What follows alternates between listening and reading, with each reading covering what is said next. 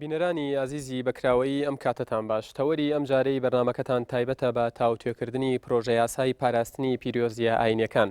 لە هەرێمی کوردستاندا کە خوێندنەوەی یەکەمی لە پارلەمان بۆ کراوە و بڕواش وایە کە زۆرینەی پارلەمانتاران لەگەڵ ڕەتکردنەوەی پرۆژە یاساکەدا بن. ئەمڕۆ لەم بەرنمەیەدا گفتوگۆیەکی کراوە لەسەر ئەم پرۆژە یاسایە دەکەین و لایەنە باش و سلبیەکانی پرۆژە یاساکەش لە دیدی کەسانی شارەزا و تاوتوێ دەکەین. هەوڵیش دەدەین باس لەو ڕێکارە یاساییەش بکەین کە لە چەند ڕۆژی ڕابردوودا داواکاری گشتی هەرێم ئاراستەی تەواوی وەزارەتەکانی حکوومەتی هەرێمی کوردستانی کردووە و تایدا ئاماژە بەوە دراوە کە هاوشانی پیرۆزیە ئاینیەکان سیمبۆڵە نەتەوەیەکانیش پیرۆزن.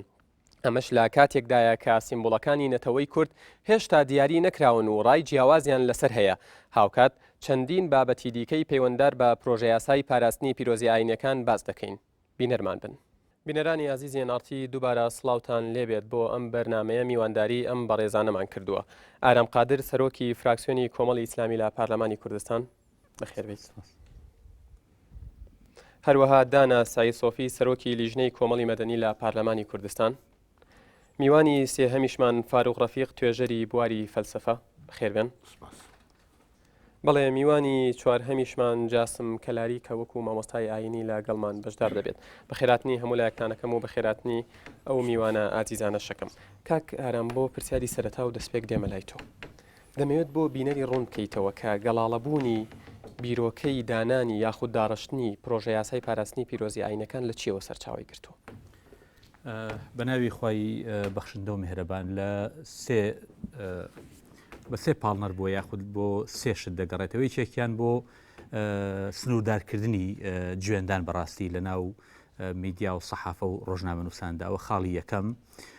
خاڵی دووهەم بۆ فراوانکردنی پانتایی ئازادی ڕۆژنامە نووسان و ڕۆشنبیران لە هەرێمی کوردستاندا، چونکە ئەگەر بێت و ئێمە سەیری قانونی عقوباتی عێراقی بکەین، سەیری قانونی ڕۆژنامەگەری بکەین لە هەرێمی کوردستاندا، کۆمەڵێ چەمک و زاراوی داناوە کە لاستیکیە بەڕاستی لە ناو هەرێمی کوردستاندا و هەر لە ڕێگەی ئەم چەمک و زاراوانە یاخود لەم بڕگە لاستیکیانە وای کردووە کە زۆربەی جار گێچەڵ بە ڕۆژنامە نووسان دەگێڕن و بواری ڕەخنەگرتن زۆر سنووردار کراوەتەوە. ئەگەر بێت و ئەم یاسایە، چونکە یاساکە زۆر بەڕوونی دەقەکانی هێناوە و شیتەڵی کردووە کە مەبەست لە پیرۆزە ئاینەکان چییە؟ سێ خاڵە دیاری کردووە کە خوای گەورەیە، هەموو پێغەمبەرانە و کتێبە ئاسمانیەکانە و مەبەست لە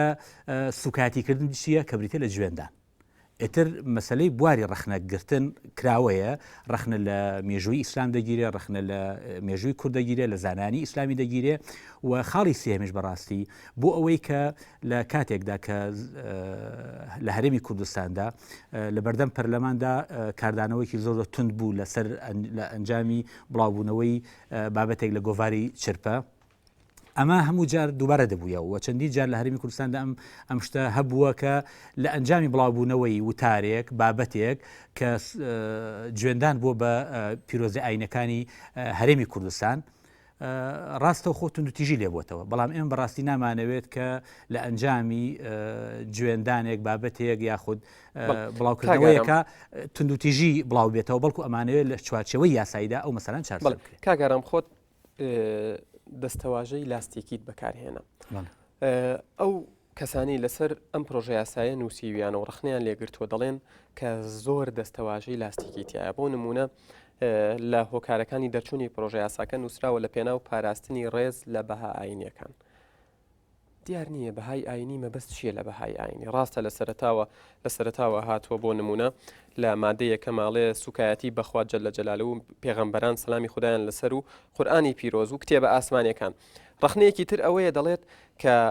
ئەم پرۆژە یاسایە بۆ ئاینی ئیسلام دەرچووە، چونکە مەسەل بۆ نمونە ئینجیل بەلای هەندێکەوە پیرۆزە لە هەرێمی کوردستان ئاماژەی پێنەدراوە مەسیحیەکانن. بۆ نمونە تۆ تەوراتە هەیە، ئاینزای ترمان هەیە، دەڵێت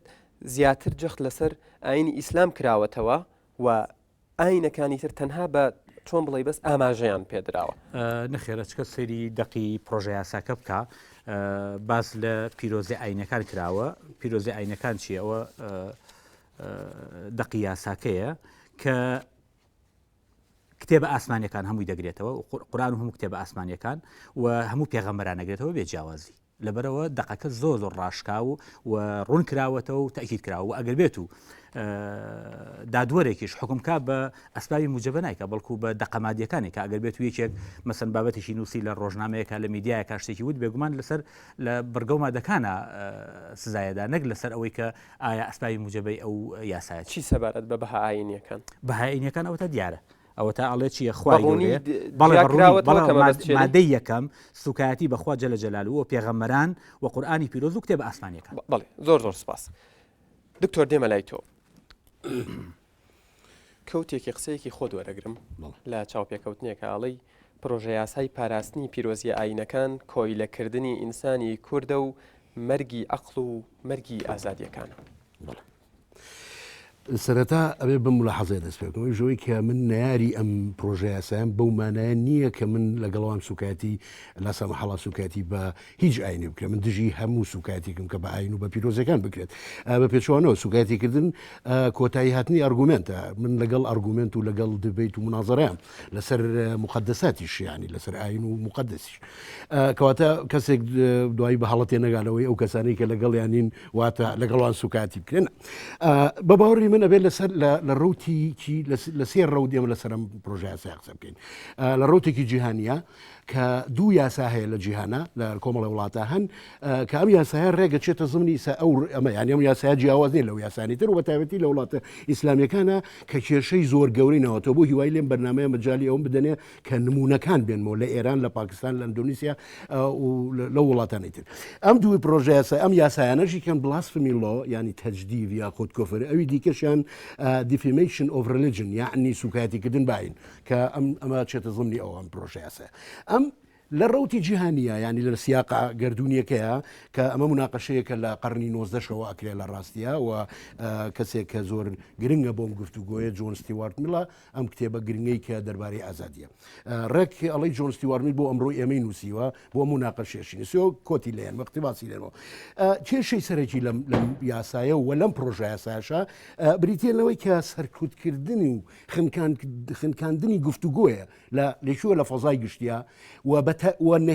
نەهێشتنی نەیاریە یعنی بوون بە ئۆپۆزیسیۆن بە معارەزە ئۆپۆزیسیۆن لەرا بە ئۆپۆزیسیۆنی سیاسی نییە بە قەدەرەوەی ئۆپۆزیسیۆن یعنی نەیاری لە ئاستی فکریشە لە ئاستی دینیشە هەڵگیرساندن و سەرڕێگاخستنی توندوتیژیە لەلایەن مۆبەوە لەلایەن حەشاماتەوە. ئێمە بینین کە لە وڵاتان ڕووداوێک ڕوەدات بۆ نمونە لەو ماوەی پێشوە فیلمی بێگوناهی مسلمانان چی عنفێکی لێکەوتەوە. زۆربەی ئەوانەی کە ڕژانە سەرجادەکان نەفلی مەکامی نەئەزان باسی چیەکە وەنە لە شوێنێکە پیاوێکی بەڕێزی ئاینی قسەیەکی گوتێتی ئەم فلیمەوەیە و خەڵک ڕژێت لەبەرەوە بە بەردەوامی لە پاکستان بە تایبەتی و لە وڵاتە ئیسلامیەکانی دیکە یعنی ئەم جۆرە یاسایەیە کە بێتەمایی تێگانی ئاشتی کۆمەڵایەتی لەمە گرنگتر ئەم یاسایە پێچەوانەی هەموو یاسا و ڕێساکانی مافەکانی مرۆڤ و هەموو پەیماننامە نێودەوڵەتیانەیە و یاساکانی نێودەوڵەتیە کە تایبەت کراوە بە داکۆچیکردن لە ئازادی بیرروباوە فەندەمنتاڵ ینی بنەڕەتترین ئایدیا یا ماف بریتە لە ئازادی بەیان لێرەوە ئەم پیاسایە دێت ئەمە پایەماڵەکە گفتوگۆکانیش پایەماڵەکە ئەجا لە زۆرێ لە وڵاتانە ئەم یاسایە بەکارهێنراوە بۆ چی کە من لەمە زۆر لە وڵاتی ئەمە ڕێگەمە ڕۆدا بەکارهێنراوە بۆ تەصفیەکردنی کێشەی شخصی چۆن ینی کەسێک کێشەیەکی شخصی لەگەڵ کەسێکە هەیە دوایش کاتی لێکاڵ ئەمە کوفری کردووە تۆڵەی لێکاتەوە بەم شێوەیە لە پاکستان نمونەیەکی دنیامان هەیەەوە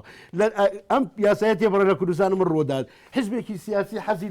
لە کەسایەتێکی ڕۆشنبیر و نووسەرێ نییە سبێنێ بەم یاسایە بڵێ بیئی کوردستانی هەمان شت بێ هەمان بیئی پاکستان بێت ینی نەنە بیئەکەوەری لەوە خراپتر زمینە ساز بێ بۆ ئەوی وەکو پاکستان لە پاکستان بەلانی کەمەوە بڵێ کاکە یادگار پاکستان بەلانی کەمەوە قەزایەکی سربەخۆ هەیە باش نییە تۆ ئاماژەیەکە دا بەو داواکاری گشتی کارەساتێکی ناوە بەڵێ من پێ بڵم لە پاکستان خراپتری لێە بۆچی لەبەرەوەی بەلانی کەمەوە کۆمەڵێ پیاوی یاسایی هەن لە وڵاتە داکۆچی لە مافینسانەکەن تەبعاً بە بەردەوامیش محارەباکرێن تۆ لێرە قەزایەکی سربەخۆ نێداواکاری گشتیەکەت لە خزمەتی دەسەڵاتە وەکو مامەحەمەیەک و ماستاوکردنێک بۆ کۆمەڵێک کەس کە من شەک نییە لەوەی پێڵەم و هەموو شتانەزانم من لەوایە بوێرم کەستەمکارن باشە لە بادی داکۆکی لە ئینسانەکانی وڵاتە بکات داکۆکی لە ستەمکارەکانەکان نە لەبەرەوە لەوێ خراپتری لە ئەکەوێتەوە کەواتە عنف لێ دروست بوو پایەماڵکردنی گفتوگۆکردن و ئازادیەکانی لێ دروست بوو و دژ بە سەرەتاییترین و بنەڕەتیترین مافەکانی مرۆڤە لە جیهانە ئەم یاسایە و کۆمەڵی خاڵێتی دیکە کە من ڕێگات پێدەم بۆی کاتی میوانەکانیش دکتۆر دێمە لای تۆ وەکو دەرەکەوێت لە چاوپێکەوتن و لێدوانەکانتانە ئێوە لەگەڵ ئەم یاسایەنی ئەم پرۆژە یاسایەنی نەبوونتان یاخود ڕەتکردنەوەی ئەم پرۆژە یاسایە لەلایەن ئێوە لە چیەوە سەرچاوی گرتووە؟ بەڵێ زۆر سپاس. ئێمە یاسا دەرەکەین بۆ ئەوەی کە پێویستە بوارێک کێشە و گرفتی تاوێت بۆ ئەوی تەنزیم بکرێت بۆی ڕێک بخرێ واتە پێویستە ینی بۆ شایەکی یاسایی هەبێ بۆیە یاسایەکی بۆ دەکەێت بۆ تەنزیمکردنی وارە بەڵام ئێمە ئەوەی کە پەیوەندی بە پاراستنی پیرۆز ئاینەکانە هیچ بۆ شایەکی یاسایی نابینین. دەتوانم بڵێم لە زۆر یاسای کارپێکرا و لە هەرێمی کوردستان لە عێراقیش ئەو مەسەلەیە چارەسەرکراوە چەند نمونەیەکی کەم دەهێنمەوە. یەکەمیان قانونی ئێرهاب بەڕاستی قانونی ئێرهاب بۆ خۆم من لەگەڵی دانیم بەو شێوەیە بەڵام لەوێ معالەجە کراوە. قانونی وەزارەتی ئەوقاف لەوێژ معالەجە کراوە. لە یاسای چاپەمەنی 1993 لە مادەی 19 ئەو مەسەلەیە چارەسەر کراوە. لە یاسای کاری ڕۆژنامەگەری ساڵی 2008 پێم وایە 2010 پێم وایە لە مادەی 35 ئەوەش چارەسەرکراوە. لە یاسای قانونی با بڵێن عقوباتی عێراقیەوە عامەکە لە مادەی 372 ئەوەش دیسانە مەسەلەیە چارەسەرکراوە. هەردوو دەستوری با بڵێن دەستوری عێراق و ڕەشنووسی دەستوری هەرێمیش مەسەلەی تەشیر و سوکایەتیکردن بە پیرۆزی ئاینەکان قەدەغی کرد. بەڵام دکتۆر بۆ یاسایە بۆ ئەوە ناگەڕێتەوە کە ئەم هەموو یاسای و مادانی تو ئاماژت پێدان تا ئێستا جێبەجێ نەکراون چ گەرانتێکی ئەو یاساش جێبەجێ بکرێت دواتر تۆ یاسات هەیە لە هەرێمی کوردستان ینی پێویست ناکە تۆ ینی یاسا لەسەر یاسا دەرکەی بە هەر لە بەرەوەی کە جێبەجێ ناکرێت ئەوەی کە پەیوەندی بەو بوارەشەوە من نمونەم هەیە کە جێبەجێ کراوە ئەوەی کە باسی گۆڤاری چرپەکرا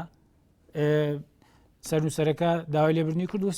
سزای خۆیان وەرگرت ئیدی تاوا سزای خۆی وەرگرت بە پێوەی کە ئەو یاسانی کە کار پێکراون نازان بیدی چیتر هەیە لەوە زیاتر لە پاشان تۆ ڕووداوێک یا دوو ڕووداو نابێ ببێتە بیانووی ئەوەی کە تۆ یاسایەکی بۆ دەربکەی دوو کەس هەڵە دەکا با بڵێن ئەگە ناوی بنین هەڵا بڵێن لە چوارچەوەی ڕەخنە دەرچووە گۆڤاری چرپە تەشیری کردووە سوکایەتی کردەوە بە پێی ئەو مستەڵەحی ئەو پرۆژە یاسایە ئەگەر ئەوان کردووە پۆن ناکرێتەوە بێت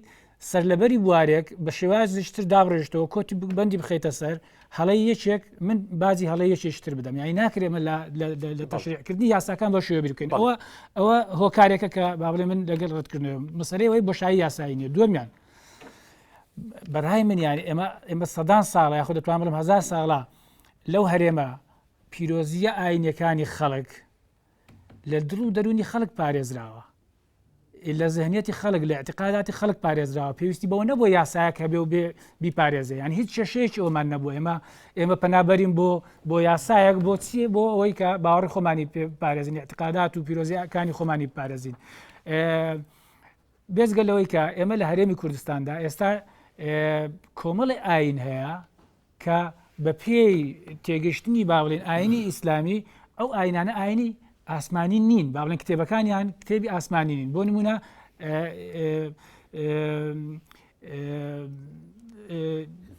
یەزیدەکان ئەمانە ئاینی ئاسمانین بە پێی لێکدانەوەی ئاینی زەردەشتی بڵێ ئاینی زەردەشتی کۆمەڵێک ئاینی تری بچووکی شەیە یەک تەناقوزی زۆر بهێنینەوە نمونەیەکە زۆر ئەوەیە دەڵێت جنێودان بە پێغەمبەرانیان خود بە خودا و سوکایەتی کردنەوەمانە ڕۆژانە نییە با بڵێن لە ممارەسەکردنی دینی خۆیان هاوڵاتیانی هەرێمی کوردستان کە با بڵێن بەشی زۆریان ئیسلامن باز لە بەنەفرەتکردنی شەیتان دەکەن لەو پرۆژە یاساش ئاینی یەزیدی ناگرێتەوە بە پێ و پرۆژە یاسا هەرچەندەکە برادێکی یەزید یا کە پرۆژە یاساکەشی ئیمزا کردووە شەیتان مەکانەیەکی تایبەتی هەیە لە ئاینی یەزیدیەکاندا ئایا ئەوە تاوانە پێویست ئەوەی کە شەیتان بە نەفرەت بکات پێویستە سزا بدرێیان نا ینی بەڕاستی ئێمە ناکرێت بەو شێوەیە یاسا دەربکەین بێزگەلەوەی خودی ئەو مەسەلەی جنێودان و گاڵتەکردن شتێک نیە ئێمە بتوانین بیپێوین ئایا گاڵتەکردن کاریکاتێر دروستکردن گاڵتەکردنە ئایا فەنتازیای هونەری و شعری گاڵتەکردنە یعنی ئمە چۆن دەتوانین ئەمە بە پێچەوانەوە ئەمە زۆر لاستیکی ترە لەو یاسانەی تری کە کاگارام ئیشارە پێدا من لەگەڵ ئەوم کە کۆمەڵێک با بڵێن بڕگە و مادەی لاستیکی لەوانەیە لە یاساکانی تردا هەبێ بەڵام ئەوە بە هەمان شێوە دەتوانم بڵم زۆر لاستیکی ترە بۆیە هەر ئاماژە بە قسەکانی فاروقیش ینی پێم وایە ئەوە دەبێتە هۆی دروستکردنی کێشە و ئاژاوەیەکی کۆمەڵایەتی بە پێچەوانەوە ینی هیچ ئەوەیەک با بڵێن پانتایشی تر فەرهەم دەکات وەک کاک ئارام باسی کرد بۆ مەسەلەی ڕخنەگرتن تەنزیم ئەو بوارە دەکات بەڵکو وا دەکات کە ئێمە بترسین لەوەی ڕخنە بگرین ئێمە بترسین لەوەی کە گفتوگۆی ئاین بکەین گفتوگۆی دەق ئاینەکان بکەین ینی بەڕاستی ئەوە کێشەیەکی گەورە دروست دەکات بۆیە من لەگەڵەوەمدا مامۆستا دێمە لای تۆ بە پشتبەستن بە چەند قسەیەکی دکتۆر داناش دەڵێت ئاین یاخود پیرۆزی ئاینەکان چەندین ساڵە بە درێژایی مێژوو ئەو مێژوەی هەمانە لە دڵ و دەرونی تاکی کووردا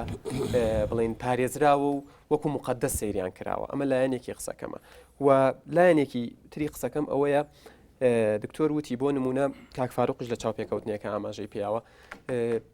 ئەو کەسانە یاخود وتاربێژەکان بانخوازەکان لە کاتی بانگەشەکردن بۆ ئاینێکی دیاری کراو ئاینەکانی تر ڕەت دەکەنەوە و سوکایەتیان پێ دەکەن و دواکەوتوانی ئەو ئاینانش جگە لەو ئاینەی ئەوان بانگەشەی بۆەکەن بە کافر ناو دەبن ئایا ئەمەش ناڕواتە زمنی بڵین تەشیر و جنێودانەوە بە کەسانی تر بەنای خۆی گەورە میهرەبان طبعاً پێم خۆشە من لە سەرەتاوە ملاحەزەیەک بدەم لەسەر ئەو بابەتە من بۆ خۆم ئەم پرۆژە یاسایە کە خوێندمەوە کۆمەڵی ملاحەزەم لەسەریە ملاحەزەکان لەوە چێت زۆر بۆ مەسلەی دیاریکردنی ئەو شتانەوەکۆ پیاوانی شاریان پێکرد مەسەلەن ئەو ڕموزانە چین کە لەکەدار بکرێن جنێ و معنای چییە یان گاڵتە چییە ینی چی پێوترێ گاڵتەوانە بێز طبعاً من ملاحەزەم لەسەری هەیەەوە کۆمەڵێک ڕخنم لێ هەیە بە هەر حاڵ بەڵام پێش ئەوە جوابی جەناب دەمەوە یعنی مەوزوعی هەبوونی ئەم یاسایە شتێکی تازە نییە و بەس کوردستان نییە و لە وڵاتانی عالەم حتا وڵاتەکانی تر وەکو فەڕەنسا و ئەڵمانیا و پۆڵەندا و کەنەدا وەکو قانونەکان لە بەردەستما هەیە ئیستا مەسەل بۆ نمونە لە قانونی فەڕەنسی ئەگەر هەر کەسێک قسەیەک بکایە شتێک حەقد و کراهەت دروست کات بەرامبەر عرقێک ئەوە لە بەرامبەری مەسەلسە لە ساڵی 2005 لە دەی مارسا ساڵی 2005 قەزای فەڕەنسی جارودی و ئیبراهیم نافع هەبوو لەبەرەوەی کۆمەڵە قسەیان بە سامیەکان کردبوو ئەوە لەسەرەوە محکەمە کران و قەزا حکمی بەسەرادان و هەروەها لە ئەڵمانیا قانونیان هەیە گراند گێست ئەوە لە بەندی پێنجەمە هەر باسیەوە کە هەر ئەو قەیدانی کە فەڕەنسا داینەوە حڕیەتی تعبیر چۆنە سنووری هەیە و هەروەها لە پۆڵندا هەیە ملێنی پۆڵندا زیاتر یعنی مەذهبێتی کاتۆلیکی پێوە دیارە بەڵام مەسەل بۆ نمونە لە کەنەدا یان لە ئەمریکا مەسەلەی دیاری کراوە یعنی ئەم پرۆژە یاسا وەکو باسم کرد سنوورداری بۆ نەکراوە لە ئەمریکا لە مەبادئی حڕیەتی تعبیر سنووری بۆ دانراوە یعنی نابێ حڕیەتی تعبیر یا بڵێن ئازادی بیرڕا معنای نیە ئازادی بیری ڕەها یعنی هەر کەسی هەرچی بڵێ بەڵام ئەوان یعنی ئەو سنوورانی کە لە ئەمریکا دانراوەی کێکیانڵێ ئەبێ غالیبەی مجتەمع ئەو طریقە بە چاک بزانێ ئەو ڕێگە ئەو قسانە ئەگەر زۆربەی خەڵک پێی باش بێ ئەو معنای وایە سوکایەتی نییە ئەمەیەکێکە لە سنوورەکان مەسەل بەڵام ئەگەر زۆرینەی خەڵک پێی خراپ بوو بە معنای ئەو قەیدە قانونیە یا مەسەل بۆ نمونە ئەبێ مخالفی قانونی جینایی نەکە کاتی ئەو کەسە شتێک نەشرەکە ئەگەر مخالفی قانونی جینایی کرد یا مەسەل بۆ نمونە ئەبێت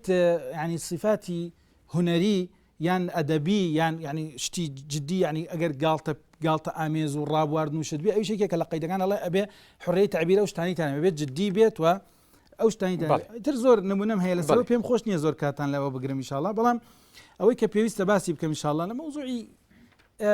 لە دڵ و دەروونە وەکو جەنابی کاک دکتۆر ئیشارەی پێکرد کۆمەلگای کوردی دەڵێن کۆمەلگایەکی دیندارە و هەندێک ڕایان وایە کە بەم پرۆژە یاسایە تۆ کۆمەلگاکەت لەکەدارەکەی بە خەڵک دەڵێ کە لە کۆمەلگاکەی ئێمەیە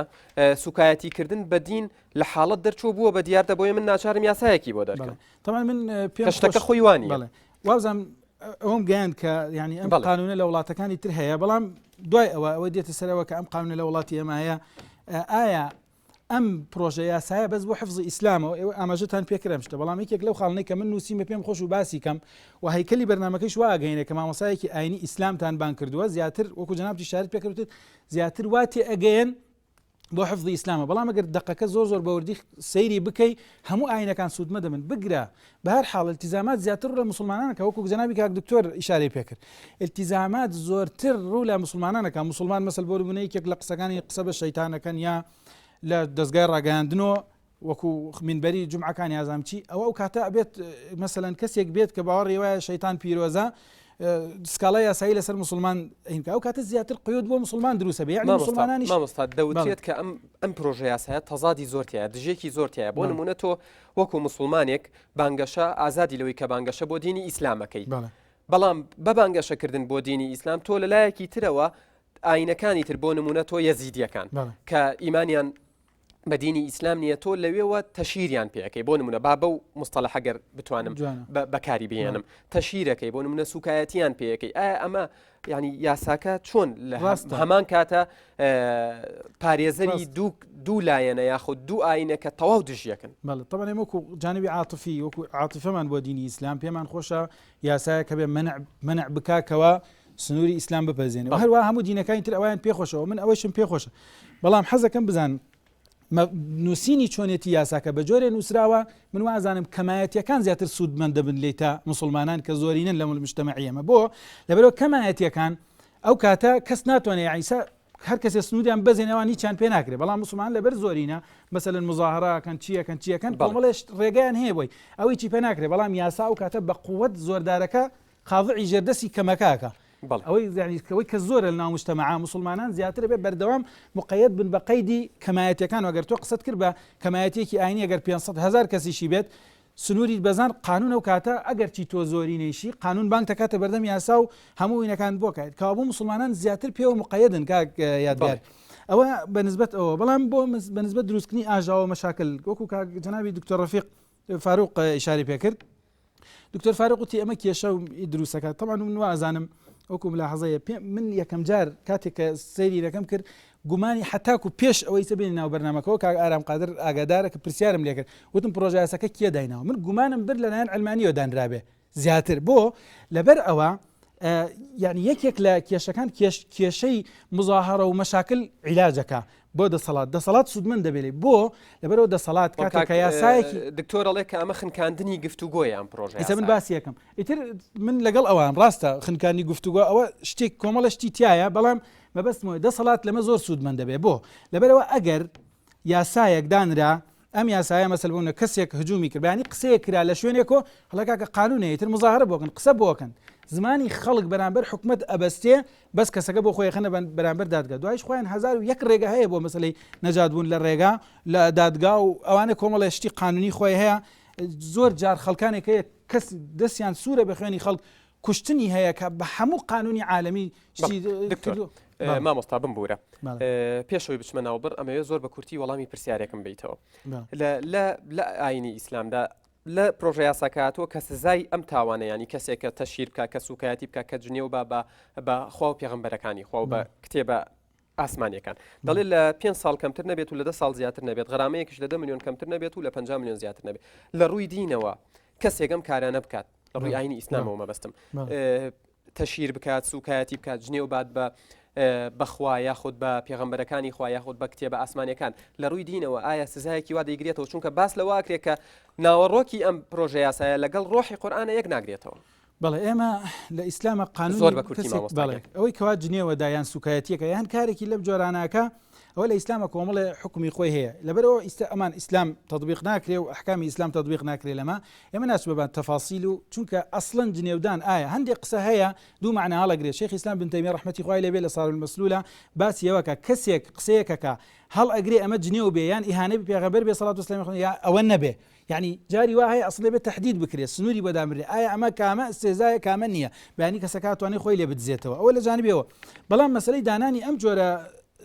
عقوبانه وكباسم كر بس بو اوي ام يا سابم جوره بتشسبي زخت بخير سر خلق بوي خلق اونك كاو بكري بيعني ده صلاه اتواني بكورتي محكمه كوتاي بيبر غرامي لروي اينه وقر بيان بلاي شنو كدا وتريد لا تونس بوون بە چەند گروپێکەوە پرۆژه یاسایەکی هاوشێوە هەیە بوون بە چەند من چەند نمونەیەکی گروپی ئەڵمانیەکان دژین گروپێکی لە مسلمانەکان ئەڵێن زۆر باشە کێشەی نیەوە گروپێکی تر هەیە ئەڵێن نەخێر ئەوەی سوکایەتی بە ئاینی ئیسلام بکە بە کەعبە بکە بەخوا پێغەمبەرەکانی خوا بکات ئەبێ بکوژرێت. بەڵێ ئیسا من جوابیەوەتە دەمەوە طبعا من باڵێ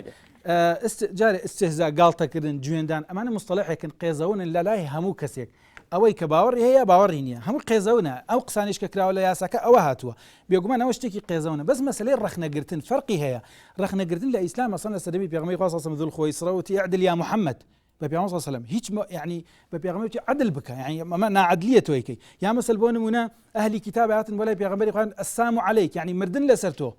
ئەو کاتە کە دایکە عایشە تووڕە بوو جوابی داوتی وعەلەیکم السام وەلعنەت الله پیامبەر فەرمووی عایشە ڕفقت هەبێ بۆ وا جوابیان دەیت ئێمە ئەڵێن وعەلەیکم هەرچیان تۆ بۆ خۆیانە یا مەسەل بۆ ئیمامی عومەر ڕەضا و ڕەحمەتی خوای لێبێ لە مەسەلەی ئینتیقاداتە کاتێکەوە لە سەڵحی حودەیبیا پیامبەر لەگەڵ بێباوەڕانە کە بەندەکەی ئەوە کرد تەوقیع کرد لە بینیانە وتی باشە بۆ ئێمە دەنیە بدەین بۆچی ئێمە تەنازل بدەین لە دینەکەمان یعنی ڕخنەی ئەگەر قسەی ئەکرد هەتاکو دوایەوە لەگەڵ پیامبەر پێغەمبەری خوایە هەموو لە مەسلحەت دوایش دەرکەوت کە مەسلحەت بوو و هەروە ئیمامی عەلی کاتێش تەکەی نووسا پیامبەر فەرمووی بیکوژێنەوە نووسیتە محەممەد ڕەسوول الله بنووسە من محەممەد بن عەبد الله وتی والله لا ئەمحوها یعنی هەبووە حتا سەحابە جار وایە ڕخنەیان گرتووە قسەیان کردووە ڕەئیان هەبووە لە شتەکە مامۆستاگیان بمبورە کاتی ناوە باس دەکەم دواتر مەجال دەدەم قسەکان تەواوکە بینەرانی عەزیز ناوبڕێک و گفتوگۆکەمان بەردەوام دەبێت.